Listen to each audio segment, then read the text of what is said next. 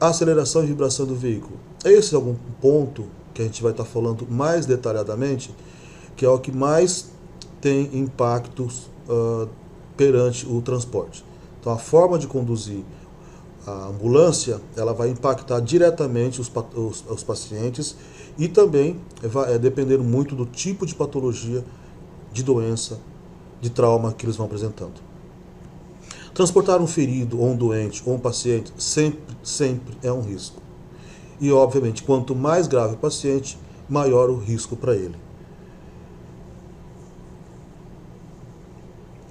Só lembrando um pouco, quando a gente vai falar de aceleração e desaceleração, a gente vai ter que lembrar um pouco da lei de Newton, né? Que diz o seguinte: um corpo em repouso permanecerá em repouso, e um corpo em movimento permanecerá em movimento. A gente vai entender melhor isso quando a gente passar os exemplos de aceleração e desaceleração.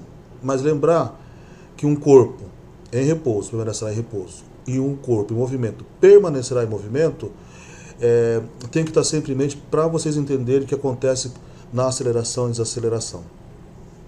Então, efeitos de acelerações sobre o organismo normal são alterações que podemos perceber nas funções vitais, por exemplo, na pressão arterial, na frequência cardíaca, na respiração, e algumas que podem ocorrer também são lesões anatômicas. Por exemplo, da forma como se conduz uma ambulância, você pode ter, e dependendo do tipo de trauma, por exemplo, de um paciente que sofreu um acidente, um politraumatizado e que já tenha lesões externas, internas, pode haver o risco de, por exemplo, alguns órgãos, que são, a gente chama de pediculado, né? Por exemplo, os rins, da forma como for conduzida a ambulância, elas podem se romper, esses pedículos que a gente chama, né? Então, mais para frente a gente vai entender isso. As alterações das funções vitais quando no movimento de aceleração. Vocês lembram da primeira lei de Newton? Um corpo permanece parado e o outro em movimento. E quando existe uma aceleração, percebam que a vítima ou o paciente, ele está dentro da ambulância, atendendo a maca que está fixada. Então eles formam um conjunto só. Se este veículo, esta ambulância, faz uma aceleração neste movimento para frente, o sangue que estava dentro do organismo da pessoa, se ela estivesse parada, ela continuaria parada. Mas como ela teve um movimento para frente, o que acontece? A tendência é de parte do sangue se concentrar mais na parte inferior do organismo. Isso devido à inércia. Com isso, nós temos algumas consequências. E uma delas é a diminuição da pressão arterial na parte superior do corpo. Nesta parte aqui, ó. Então, se a gente tem movimento de aceleração, principalmente acelerações bruscas, saídas muito rápidas, esta parte aqui, como o sangue teve uma tendência de descer para os membros inferiores, você vai ter uma diminuição da pressão arterial.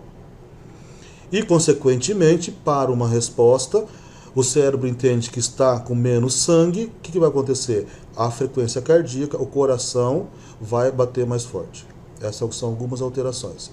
E é importante lembrar dessas alterações em algumas doenças, alguns traumas. Por exemplo, um paciente que tem um trauma de crânio. Imaginem uma pessoa que tem um trauma de crânio, onde há necessidade de ter um inchaço na cabeça, dentro do cérebro, dentro da calota craniana.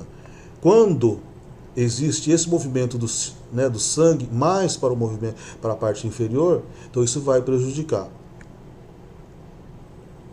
E aí a gente pode lembrar também algumas doenças graves, como por exemplo no caso da septicemia, que também essas diminuições, tanto o aumento como a diminuição. Nós estamos falando inicialmente, né, da diminuição da pressão arterial, mas também pode acontecer isso. Quando o condutor de ambulância encontra, por exemplo, um obstáculo ou uma tartaruga que a gente fala, né, vai acontecer um movimento de desaceleração, ou seja, quando ele vai, um movimento de freada, digamos assim, mais grosseiramente. Nesses movimentos, o que acontece? O sangue tende a ir para a parte superior, ou seja, para a parte da cabeça.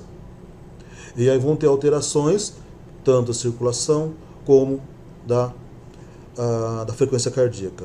Vai aumentar a pressão arterial na parte superior do corpo e, consequentemente, diminuindo a frequência cardíaca. Aí, não importa qual o tipo, né, de patologia realmente, essas mudanças elas vão trazer prejuízo, tanto a diminuição da pressão como o aumento da pressão. Então,